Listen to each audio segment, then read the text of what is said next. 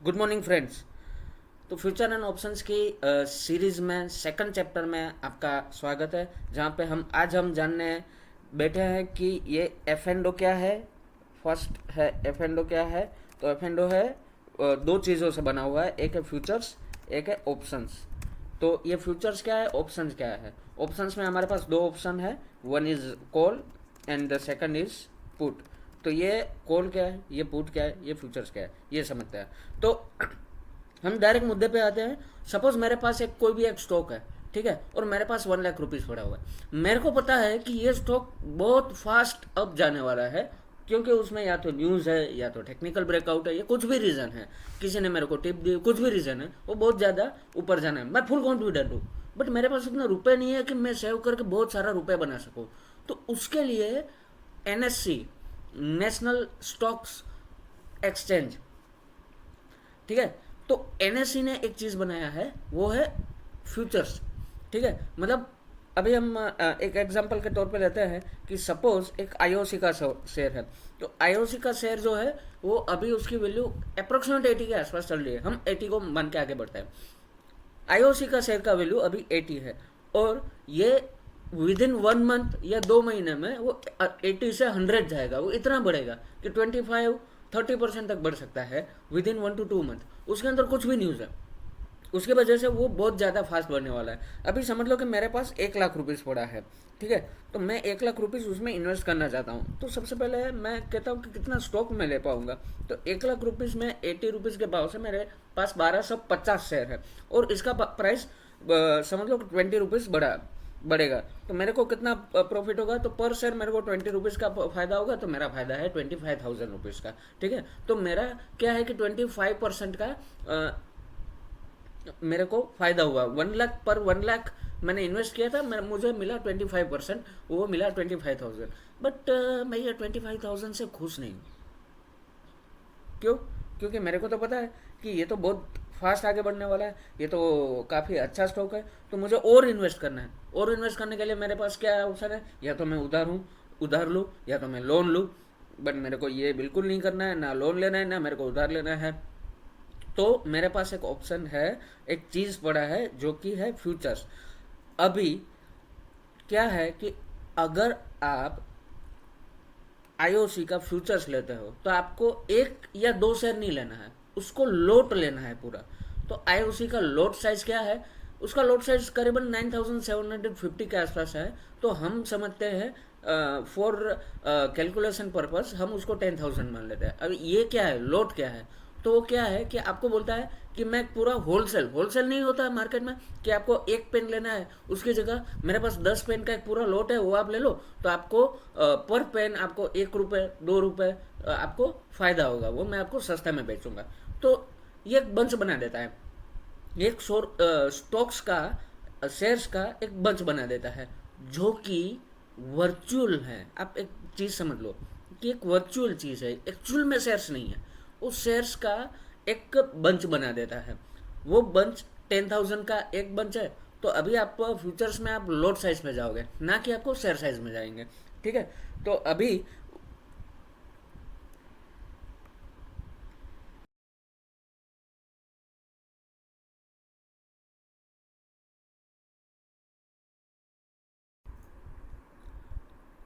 अभी हम डिस्कस करेंगे कि कभी भी फ्यूचर में हम जो डिस्कस करते हैं ना, तो हम लोड साइज के अगेंस्ट में जाएंगे, ना कि शेयर्स में जाएंगे। तो हम क्या क्या करेंगे कि आईओसी का फ्यूचर्स हमको उठाना है, तो हम ये नहीं कितना शेयर्स उठा रहे हैं, ये नहीं बोलेंगे। हम बोलेंगे कितना लोट उठाना, क्योंकि उसका लोट साइज के हिसाब से आप उठा सकते हो। 10,000 है तो 10,000, 20,000, 30,000, वही ऐसे ही उठा सकता, आप 15,000 नहीं उठा सकते, ठीक है। तो हम अभी हम डिस्कस करेंगे कि आईओसी का लोड साइज में 80 का लोड साइज 80 का प्राइस है, और 10,000 उसका लोड का साइज है। एक लोड का साइज है जो बंच हमको बना के देता है, वो हमको देता है 10,000 का। तो हमारा हुआ कितना हुआ कि 80 इंटू 10,000, तो अप्रोक्सीमेट हुआ 8 लाख, ठीक है। तो हमको 8 लाख रुपए देना पड़ेगा। तो मेरा तो वही हाल हो गया, मेरे पास तो 1 लाख ही है। बट होल्ड ऑन, हमारा जो गेम बनता है वो गेम इधर ही बनता है कि 80 अगर 80 है और 10,000 का लोड साइज है, तो हमारा जो पूरा चीज बनता है वो 8 लाख का पूरा सामान बनता है, 8 लाख का पूरा माल बनता है, जो पूरा बंच बनता है वो 8 लाख का बनता है। अभी वो 8 लाख रुपए मेरे पास है नहीं, बट आपको देना भी नहीं है। आपको 8 लाख के अगेंस्ट में आपको देना है 1.5 लाख रुपीज से 1 लाख रुपीज। नॉर्मल कंडीशन क्या है कि उसके डिवाइडेड बाय 4 कर दो, ठीक है, तो वो बना 2 लाख। बट वो 2 लाख पे भी आपको कहीं ना कहीं थोड़ा और मार्जिन मिलेगा। वो जो मार्जिन है वो स्टॉक की वॉलेटिलिटी के ऊपर डिपेंड करता है और बहुत सारे फैक्टर्स पे डिपेंड करता है। बट अभी हम थोड़ा सा संक्षिप्त में समझने की कोशिश करेंगे। तो ये चीज़ है वो आपको 8 लाख का चीज़ आपको 1.5 लाख से 1 लाख से 1.5 लाख में आपको वो मिलेगा। तो अभी क्या रहता है कि मेरे पास अगर 1 लाख रुपए है या समझो 1.5 लाख रुपए है, तो मैंने 1.5 लाख में आईओसी का फ्यूचर मैंने बाय किया। ठीक है, अभी हम कैलकुलेटर ओपन कर लेते हैं और समझते हैं कि गणित क्या बैठता है। ठीक है, तो अभी क्या हुआ है कि मेरे पास मैंने 1.5 लाख में ये शेयर्स ये फ्यूचर का एक लोट ले लिया, वो मुझे मिला 1.5 लाख रुपए में। बट मेरे पास एक्चुअल वैल्यू कितने की है, 8 लाख रुपए की। ठीक है, अभी स्टॉक्स हमारी प्राइस के हिसाब से ही आगे बढ़ा है। ठीक है, क्योंकि हमने पहले माना था कि 80 रुपीज़ का स्टॉक है वो 100 रुपीज़ जाएगा और वो जा रहा है। तो हमको क्या मिला, पर लॉट हमको मतलब पर शेयर हमको 20 रुपीज़ का फायदा मिला। और पर लॉट 10,000 स्टॉक्स है, तो मतलब 10,000 इंटू 20, तो ये कितना हुआ, 2 लाख रुपीज़। तो हमको एक जगह पे मिल रहा था फायदा 25,000 का।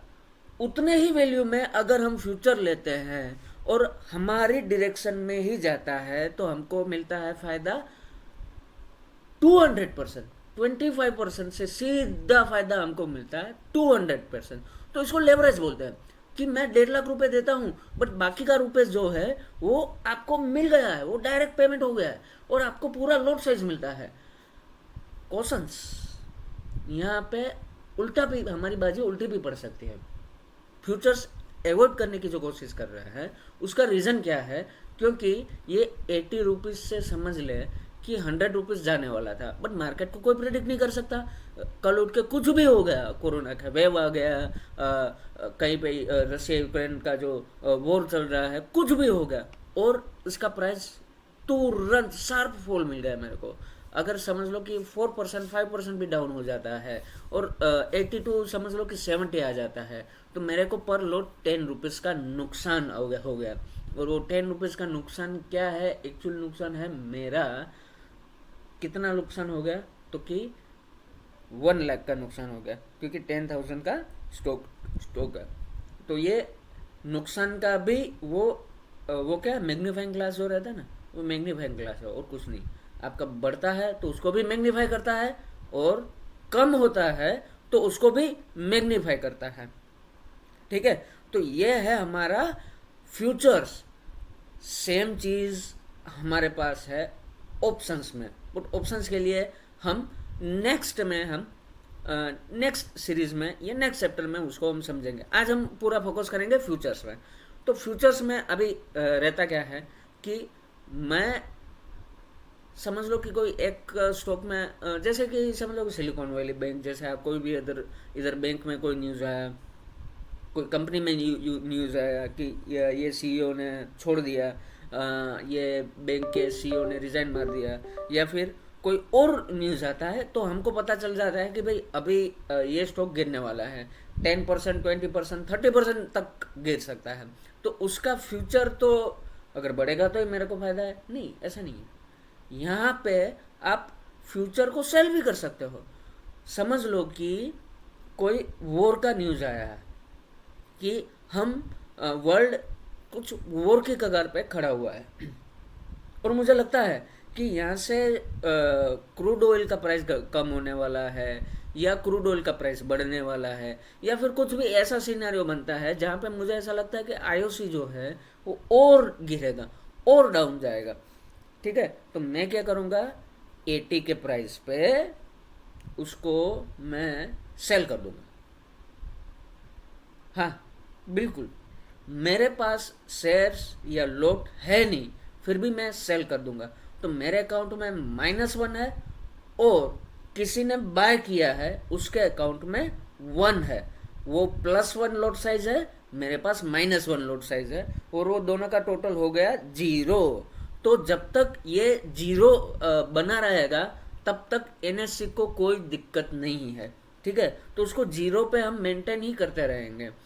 और ये जब भी ऐसा लगता है कि भाई सेलर ज़्यादा हो गए, बायर्स कम हो गए, बायर्स ज़्यादा हो गए, सेलर्स कम हो गए, और उसका जो रेशियो है, बायर जो है वो 80% बाय करना चाहते हैं, बट सेलर जो है वो 20%, मतलब जो कॉन्ट्रैक्ट का जो लोड साइज है वो फ्लोर पे 80 लोग ऐसा बोल रहे हैं कि मैं सेल करूंगा, 20 लोग ही ऐसा बोलेगा कि मैं बाय करूंगा, तो वो क्या है, वो स्टॉक एफ एंड ओ की बैन में आ जाता है। आपने बहुत बार सुना होगा, बहुत सारी बैंक है, और सुबह सुबह ऐसा न्यूज़ आता है कि भाई एफ एंड ओ की बैन में आ गया है। तो बैन क्या है कि भाई सेलर ज़्यादा है, बायर्स कम है, तो वो जो रेशियो है जो वो मेंटेन नहीं हो पाएगा। तो उसको आप ना तो सेल कर सकते हैं, ना तो बाय कर सकते हैं। अगर आप जो कर सकते हैं वो क्या कर सकते हैं, स्क्वायर ऑफ कर सकते हैं। स्क्वायर ऑफ मतलब क्या है कि मैंने अगर बाय किया हुआ है शेयर, तो मैं सेल कर सकता हूँ। मैंने 1 लॉट बाय किया हुआ है, तो मैं 1 लॉट ही सेल कर सकता हूँ। मैंने 10 लॉट बाय किया है, तो मैं मैक्सिमम 10 लॉट ही सेल कर सकता हूँ। मैं 1 2 3 4 कुछ भी, बस 10 ही सेल कर सकता हूँ, उससे ज़्यादा सेल नहीं कर सकता। मतलब मैं न्यू पोजीशन क्रिएट नहीं कर सकता जब तक ये वोलेटिलिटी डाउन ना हो, जब तक ये रेशियो जो है वो डाउन ना हो, तब तक वो बेन में रहेगा। अगर मैंने सेल किया हुआ है तो मैं स्क्वायर ऑफ ही कर सकता हूँ, मतलब मैं बाई कर सकता हूँ। तो अपना पोजीशन है वो हम न्यूट्रलाइज कर सकते हैं, नया पोजीशन हम क्रिएट नहीं कर सकते हैं। इसको बोलते हैं एफ एंड ओ बैन, या सिक्योरिटी बैन में है। फ्यूचर्स एंड ऑप्शंस में आप कुछ नहीं कर सकते हैं। ठीक है, तो ये हुआ हमारा फ्यूचर्स बाइंग और सेलिंग। अगर मेरे को लगता है कि आईओसी का जो शेयर है वो 8260 होगा, तो मैं अभी सेल कर दूंगा।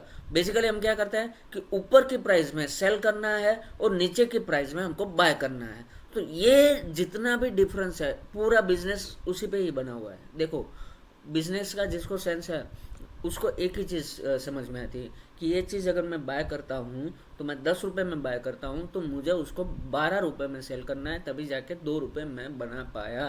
ठीक है, तो अभी वो बाइंग और सेलिंग के बीच का जितना भी गैप वो बड़ा है, उतना ही उसको फ़ायदा है।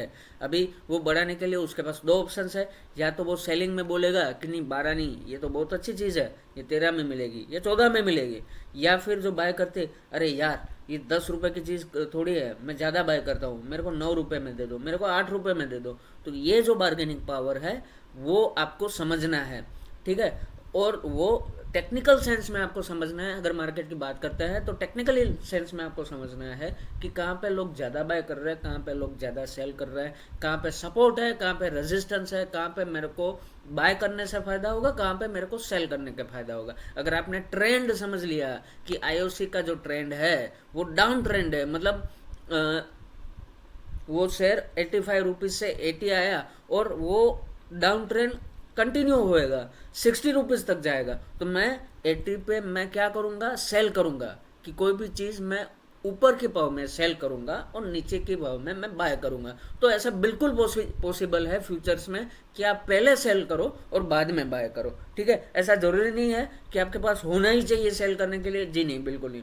आप सेल करोगे तभी तो कोई बाय करोगे, और अगर आप बाय कर रहे हो तो किसी ना किसी ने सेल किया है, तभी आपने बाय करोगे। इसलिए ये वर्चुअल चीज़ की वजह से यहाँ पे फ्लोर पे एनएससी के जो टेबल है, एक साइड बायर खड़े हैं, एक साइड सेलर खड़े खड़े हैं। तो जो सेलर्स है वो सेल करेगा तभी बायर बाय करेगा।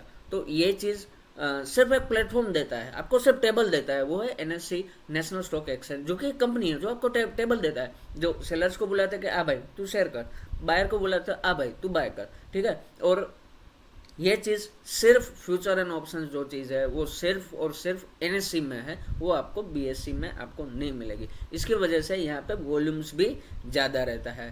तो दोस्तों, मेरे ख्याल से हमने आपको समझा दिया है पूरा कि क्या है फ्यूचर्स, कैसे बाय करते हैं, उससे फ़ायदा क्या है, उससे नुकसान क्या है।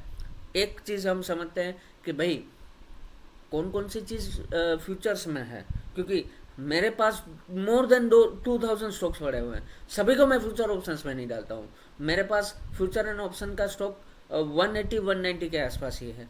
तो उसमें 2000 में से 190 कौन सा स्टॉक पिक किया है, वो कौन डिसाइड करता है? तो उसके पीछे बहुत सारे रीजंस है, 4-5 फैक्टर्स लागू है कि जहाँ पे आपका शेयर्स का ट्रेडिंग, उसका वॉल्यूम्स कितना है, उसमें वोलेटिलिटी कितना है, वो सब चीज़ समझ के वो डिसाइड करता है कि यस, इसको हम ये स्टॉक को हम बाय करेंगे, लाएंगे फ्यूचर्स में, और फ्यूचर्स में वो ट्रेड हो पाएगा। उसके बाद आता है लोट साइज।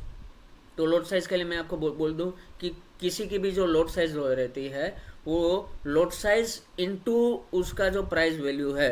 तो ये आईओसी है 80 है, और उसका लोट साइज है 10,000 है, तो वो 8 लाख हुआ। तो वो जो है वो 5 लाख टू या 6 to 10 के बीच में ही रहता है। ठीक है, समझ लो कि आपके पास मारुति मारुति का स्टॉक है मेरे पास, उसका वैल्यू है 8,000 के आसपास चल रहा है। अगर उसमें मैं 10,000 लगा दूं तो वो तो 80 लाख का हो जाएगा, तो वो तो बहुत बड़ा बंच हो जाएगा। तो ऐसा नहीं होता है, तो वहाँ पे लोट साइज कम कर देते हैं। उसका लोट साइज 75 पे खड़ा है, तो उसका वैल्यू 8 लाख के करीबन हो जाता है। तो हमको समझना है कि कौन सा स्टॉक फ्यूचर्स में है जहाँ जिसको मैं देखूँ। तो उसके लिए मैंने ये NSEindia.com मैंने ये शेयर खोला है, साइट खोला है। तो उसमें मार्केट डेटा में आप जाएंगे, और डेरिवेटिव मार्केट्स अगर हम देखेंगे तो डेरिवेटिव मार्केट्स में आपको स्टॉक फ्यूचर्स, स्टॉक ऑप्शंस और इंडेसाइज फ्यूचर्स। तो हम स्टॉक फ्यूचर्स में देखेंगे तो इतना सारा, ये टॉप 20 स्टॉक है। आपको पूरा डिटेल भी, आपको लिस्ट भी आपको मिल जाएगा, कौन कौन सा है, क्या चीज़ है, वो सभी चीज़ इधर आपको मिल जाएगी। ठीक है, तो स्टॉक फ्यूचर्स में हम सिर्फ देखते हैं कि रिलायंस है, TCS है, HDFC बैंक है। अभी समझते हैं कि ITC का प्राइस है 400, तो उसको मैंने क्लिक किया। उसका लोट साइज हमको कैसे पता चलेगा? तो आपको ये देखो, मार्केट लोट इधर दिया हुआ है, वो है 1600, और इसका प्राइस है करीबन 400 के आसपास है। 378 पे अभी है, तो 378 इंटू अगर हम करते हैं 1600, तो ये आपका बना 6,04,000 का पूरा माल बना। वो माल आपको 1 से 1.5 लाख के बीच में आपको मिल जाएगा। और यहाँ पे 1 रुपीज़ उसका भाव बढ़ता है तो आपको 1,600 रुपये का फायदा होता है। वैसे भी 1 रुपीज़ कम होता है तो आपको 1,600 रुपये का नुकसान होता है। आप बाइंग की साइड है, सेलिंग की साइड है, वो आपको देखना है, वो आपको तय करना है। तो आज हम इसमें सीखे कि फ्यूचर्स क्या है, लोट साइज क्या है, कैसे वर्क करता है। ठीक है, यहाँ पे एक चीज़ आपको ये समझना है कि ये फ़ायदा आपको दे क्यों रहा है। उससे मतलब कोई ये चीज़ समझ लो कि कोई भी बंदा बिना फायदे आपको कुछ देगा नहीं। तो ये आपको 8 लाख का सामान 1 लाख में देने क्यों दे रहा है, वो ट्रेड क्यों कर रहा है? तो उसके पीछे भी उसने रीज़न बनाया हुआ है कि एक्सपायरी रहती है। एक्सपायरी क्या रहती है? तो अगर हम मार्केट अगर ओपन करेंगे, अगर आप कैलेंडर ओपन करेंगे तो कैलेंडर में आप देखेंगे कि मार्च में जो लास्ट थर्सडे जो रहता है, वो लास्ट थर्सडे को वो एक्सपायरी रहती है, वो मंथली एक्सपायरी रहती है। तो अगर आपने ये देख लिया कि इस टाइम मंथली एक्सपायरी है 29 मार्च को, तो भाई 29 मार्च को तो क्या है, बुधवार है। तो ऐसा क्यों है? तो 30 मार्च को, बिकॉज 30 मार्च को अगर हॉलीडे है, मार्केट हॉलीडे है, तो वो एक दिन आगे बढ़ जाता है। अगर हम अप्रैल में देखेंगे तो अप्रैल में लास्ट थर्सडे कौन सा है? तो 27 अप्रैल। तो हम देखते हैं कि नेक्स्ट सीरीज जो है वो है 27 अप्रैल को बंद हो रहा है। अगर हम मई में देखेंगे तो अप्रैल मई में देखेंगे तो लास्ट है हमारा 25 में। तो इधर देखेंगे कि ये 25 मई को वो एक्सपायरी क्लोज होगी। तो हमको ट्रेड करने के लिए 3 एक्सपायरी हमको दिया जाता है कि मार्च की एक्सपायरी के लिए आपको लेना है, बाय सेल करना है, अप्रैल की एक्सपायरी के बाय सेल करना है, या मई की एक्सपायरी को बाय सेल करना है। तो मैंने मार्च की एक्सपायरी में बाय सेल को कुछ किया, तो मेरे को कुछ भी हो जाए 29 मार्च को मेरे को मेरा जितना भी पोजीशन है उसको निकालना है। अगर सेल किया है तो मेरे को बाय करना है, बाय किया है तो सेल करना है। अगर मैं समझता हूँ कि मैं लॉस में हूँ बट रिकवर कर सकता हूँ, तो रोल ओवर का एक ऑप्शन होता है जहाँ पे आपको क्या है कि आईओसी का 80 रुपीज़ का आपने प्राइस लिया है, 78 में चल रहा है, आप समझ रहे हो कि नेक्स्ट मंथ में वो बढ़ जाएगा, तो जो 2 रुपये का जो नुकसान है वो 20,000 का नुकसान है, वो 20,000 का आप नुकसान पे कर दोगे तो आपको रोल ओवर हो जाएगा। और वैसे भी आप प्रॉफिट में हो फिर भी आपको एक कॉन्ट्रैक्ट क्लोज करके नया कॉन्ट्रैक्ट बाय करना है, उसको रोल ओवर करते हैं, रोल ओवर बोलते हैं। तो रोल ओवर हम कर देंगे ताकि हमको पता चल जाएगा कि कहाँ पे हमको बाय करना है, कहाँ पे सेल करना है, किसको रोल ओवर करना है। बट ये चीज़ एक कंडीशन डाली हुई है कि कोई भी कंडीशन में एक्सपायरी के दिन आपको वो स्टॉक है उसको ज़ीरो कर देना है। तो ये उसका एक ड्रॉबैक बोल सकते हैं, या फिर आप एक चीज़ बोल सकते हैं कि आप लॉन्ग टर्म नहीं रख सकते, उसको 1 मंथ तक ही रख सकते हैं। और आपने 2 मंथ के बाद की एक्सपायरी की अगर आपने कॉन्ट्रैक्ट लिया है तो वो आप 2 मंथ तक ही आप उसको रख सकते हैं। तो उसको उसका जो बेनिफिट है वो, और आपको क्यों बेनिफिट दिया उसका रीज़न ये है कि वो लिमिटेड टाइम के लिए ही आपको दे रहा है। जैसे ही 29 मार्च जैसे ही ख़त्म होगा तो अप्रैल में और जून का सीरीज़ ओपन हो जाएगा और उसका भी आप ट्रेडिंग कर पाएंगे। तो होपफुली फ्यूचर्स में हम और ज़्यादा डीप में घुस गए हैं, तो फ्यूचर्स आपको पता चल गया कि क्या है फ्यूचर्स और लॉट साइज क्या है, कौन से स्टॉक फ्यूचर्स में रहते हैं, और ये सब सारी चीज़ें, उसका फ़ायदा क्या है, बेनिफिट्स क्या है, उसका डिसएडवांटेज क्या है, प्रोस क्या है, कॉन्स क्या है, वो सब हमने ये सीरीज़ में सीखा। तो आज के लिए इतना ही। आपको और क्या जानना है, उसमें आपको कौन सी चीज़ अच्छी लगी, कौन सा चीज़ आप नहीं समझ पाए, वो मेरे को कमेंट में दे दीजिएगा, तो कि उसके हिसाब से मैं नेक्स्ट चैप्टर में वो डाउट सॉल्व करने की कोशिश करूँगा और हम आगे बढ़ेंगे। आज के लिए इतना ही। Thank you very much.